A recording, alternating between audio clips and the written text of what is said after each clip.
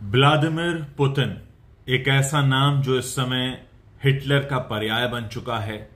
कहा जाता है कि इस समय दुनिया के सबसे ज्यादा ताकतवर इंसान हैं, उनके पास सबसे बड़ी आर्मी की ताकत है और उनकी संपत्ति इतनी है कि वो एलन मस्क की संपत्ति से भी कहीं ज्यादा है, जिन्हें हम दुनिया का सबसे अमीर व्यक्ति मानते हैं। ये व्लादिमीर पुतिन कौन है, कहां से आए, कैसे इनकी शुरुआत हुई, कैसे परिवार में जन्मे, ये सब बातें जानना इसलिए जरूरी हो जाता है क्योंकि इस समय पुतिन एक ऐसा व्यक्ति है जिसने दुनिया के हर शख्स की नाक में दम कर रखा है। सभी जानते हैं यूक्रेन और रूस में जो युद्ध की स्थिति बनी हुई है, उससे दुनिया का ऐसा कोई देश नहीं है जो अछूता हो, ऐसा कोई व्यक्ति नहीं है जो अछूता हो। गेहूं, तेल, इन दोनों चीजों से हम सबका वास्ता है और ये दोनों चीजें रूस उत्पादन भी करता है, निर्यात भी करता है। और ये जो पूरी स्थिति बनी हुई है, ये क्यों बनी है, इसे समझने के लिए पहले हमें व्लादिमीर पुतिन को समझना होगा। व्लादिमीर पुतिन का जन्म रूस में उस वक्त जो सोवियत संघ था 7 अक्टूबर 1952 को हुआ। बड़े ही साधारण से परिवार में, कह सकते हैं कि गरीब परिवार में। मां फैक्ट्री में काम करती थी, पिता सेना में थे, लेकिन बचपन बहुत अभावों में था। घर इतना छोटा कि किचन तो दूर, बाथरूम भी घर के अंदर नहीं था और बहुत गरीबी का ये आलम रहा। 1960 आते आते व्लादिमीर पुतिन 8 साल के हो चुके थे। फिर उनकी प्राइमरी शिक्षा शुरू हुई। प्राइमरी शिक्षा के दौरान ही उनका रुझान जूडो की तरफ गया। उस जमाने में जूडो को लेकर फिल्में बनाई जाती थी, जूडो एक्शन करते हुए। खैर, किसी तरह स्कूली शिक्षा पूरी की, कॉलेज में लॉ की पढ़ाई की और उसके बाद ये केजीबी में भर्ती हो गए। केजीबी उस वक्त रूस की गुप्तचर एजेंसी थी और वहां बहुत अच्छे से इन्होंने अपनी सेवाएं दी। मैं आपको याद दिलाऊं कि जिस वक्त बर्लिन में बर्लिन वॉल गिरी थी, उस वक्त ये ईस्ट जर्मनी में थे। रूस की सरकार के लिए गुप्तचरी करते थे और उनका मुख्य काम यह था कि वहां की प्रेस क्लिपिंग्स जो होती थी, वहां की मीडिया में क्या छप रहा है, उस पर ये नजर रखते थे। और वहां से इन्होंने इतना अच्छा काम किया कि उसके बाद इन्हें लगातार पदोन्नतियां मिलती चली गईं। पहले डिपार्टमेंटल और फिर ये सरकार की नजर में भी आने लगे। दोस्तों, उसी दौरान 1991 में सोवियत संघ का विघटन हो गया। रूस उसी विघटन के बाद निकला और 15 और देश अलग हो गए और उस घटना ने व्लादिमीर पुतिन को काफी निराश किया। जाहिर है उस वक्त जो लोग थे वो काफी निराश हुए थे क्योंकि यूएस को एक बहुत बड़ी सफलता मिली थी। उस वक्त अमेरिका का सबसे बड़ा प्रतिद्वंदी माना जाता था सोवियत संघ, और सोवियत संघ के टुकड़े टुकड़े हो गए थे। 1991 दिसंबर की बात है। उस दौरान रूस के जो राष्ट्रपति होते थे वो थे बोरिस येल्त्सिन। बोरिस येल्त्सिन बिल्कुल भी लोकप्रिय नेता नहीं थे। आलम यह था कि उनके देश में 2% लोग भी ऐसे नहीं थे जो उन्हें पसंद करते हो। लेकिन बोरिस येल्त्सिन दूसरी बार भी राष्ट्रपति बन गए 1996 के चुनाव के बाद, 1996 में, क्योंकि अमेरिका का दखल बढ़ने लगा था। और बोरिस येल्त्सिन के बारे में कहा जाता है कि वो वेस्टर्न कंट्रीज की चाटुकारिता करते थे और इसीलिए उन्हें दोबारा राष्ट्रपति चुन लिया गया। रूस के संविधान के हिसाब से कोई भी व्यक्ति वहां पर 2 बार से ज्यादा लगातार राष्ट्रपति नहीं बन सकता। ऐसे में जब दूसरी बार राष्ट्रपति बने बोरिस येल्त्सिन, तो लोगों का गुस्सा और बढ़ने लगा। उस वक्त 91 से 99 का वक्त अगर हम याद करें तो रूस के लिए बड़ा खराब समय था।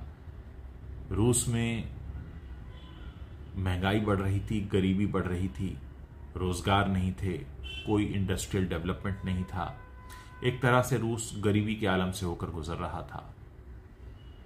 जब दूसरी बार बोरिस येल्त्सिन का कार्यकाल खत्म हुआ तब तक व्लादिमीर पुतिन को उन्होंने प्रधानमंत्री बना दिया था।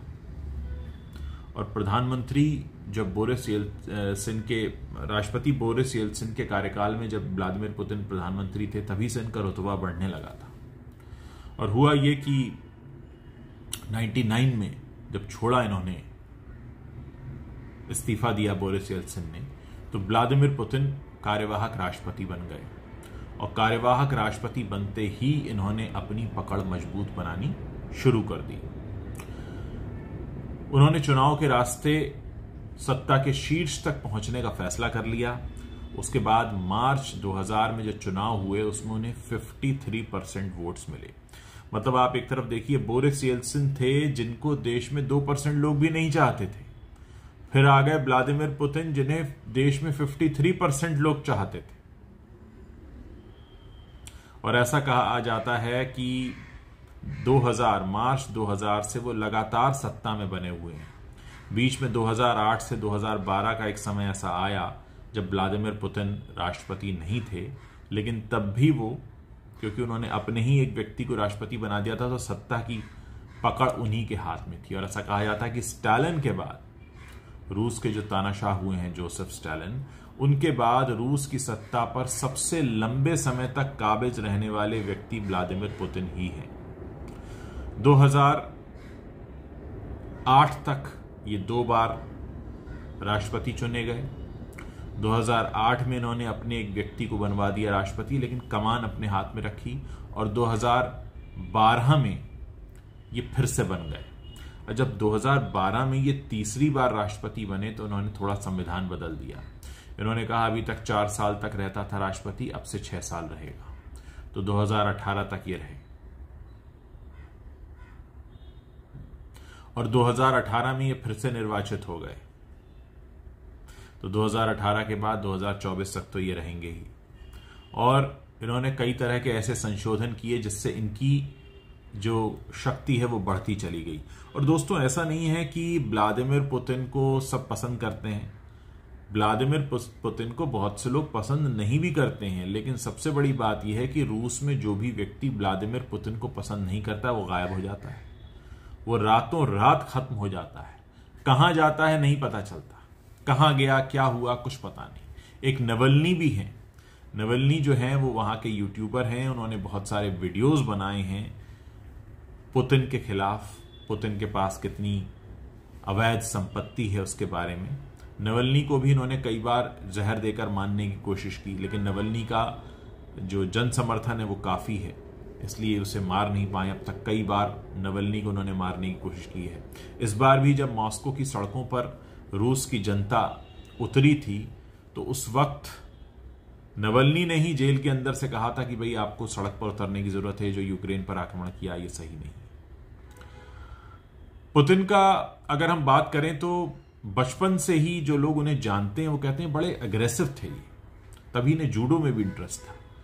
बहुत अग्रेसिव थे और अक्सर पास पड़ोस के बच्चों से खूब लड़ा करते थे और ये उनको चेहरे पर चोट पहुंचाया करते थे। ये इनको जो बचपन से लोग जानते हैं वो जानते हैं। और उन्हीं दिनों क्योंकि जूडो काफी चल रहा था तो किसी ने इनसे कहा कि तुम इतना मारते हो लोगों को, जाओ जाके जूडो सीख लो। जूडो सीखना शुरू कर दिया ना। और जूडो में भी इन्होंने कई सारी प्रतियोगिताएं जीती क्योंकि इनका जो स्वभाव था वो बहुत एग्रेसिव था।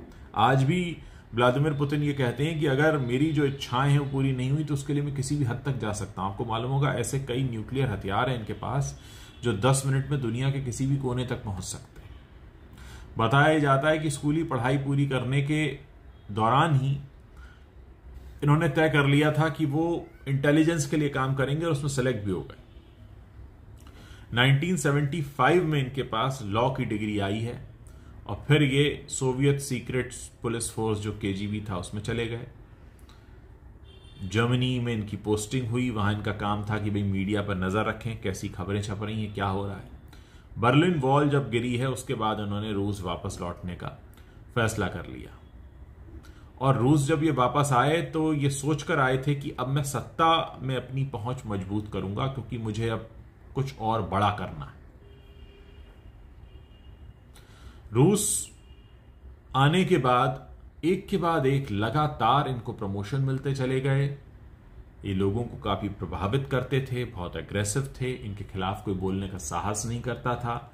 साहस करता था तो ये उसको ऐसा सबक सिखाते थे कि दोबारा उसकी हिम्मत नहीं होती थी। और अब तो खैर राष्ट्रपति हैं तो इनका विरोध करने वाला व्यक्ति गायब हो जाता है। अगर हम पुतिन के पूरे सफर को देखें तो उन्होंने हमेशा विस्तार करने की कोशिश की है। वो चाहते हैं कि रूस फिर से जो सोवियत यूनियन होता था उस तरह की शक्ति में आ जाए।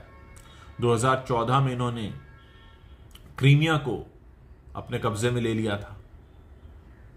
दूसरी तरफ सीरिया में भी जो सरकार के विद्रोही हैं उन पर बम बरसा दिए इन्होंने। यूक्रेन पर अब हमला कर चुके हैं। मैन ऑफ मिशन कहते हैं वो खुद को, कि जो मैंने एक बार सोच लिया वो मैं करके रहूंगा। और अमेरिका और जो वेस्टर्न कंट्रीज हैं उनको ये कभी पसंद नहीं करते। यही वजह है कि ये नेटो में न चला जाए यूक्रेन, इसके लिए इतना बड़ा युद्ध कर रहे हैं। और इन्होंने कोई कसर नहीं छोड़ी कि यूक्रेन को नेस्तनाबूद कर दिया जाए। तो कुल मिलाकर एक ऐसा बच्चा जो बहुत ही गरीबी के आलम में बड़ा हुआ, जिसने बहुत सारा स्ट्रगल देखा, आज वो रूस का सबसे ताकतवर व्यक्ति है। उसके पास बहुत सारी ताकत है, अपनी मनमर्जी का मालिक है, एग्रेसिव है, कुछ भी कर सकता है। उसके पास न्यूक्लियर पावर भी है, सीधे अमेरिका से टक्कर लेता है। और उसका ये मानना है कि यूक्रेन किसी भी कीमत पर नेटो का सदस्य नहीं बनना चाहिए। यह स्थिति है। व्लादिमीर पुतिन की पर्सनैलिटी आप समझ गए होंगे। पहली बात यह है कि उनके खिलाफ आवाज उठती नहीं, उठती है तो उठाने वाला ही उठ जाता है। यानी एक तरह से तानाशाह है वो रूस के। देखते हैं रूस का ये तानाशाह यूक्रेन के साथ क्या समझौता करता है, क्योंकि इतिहास गवाह है कोई भी युद्ध हमेशा नहीं चला है, कभी ना कभी युद्ध को थमना होता है।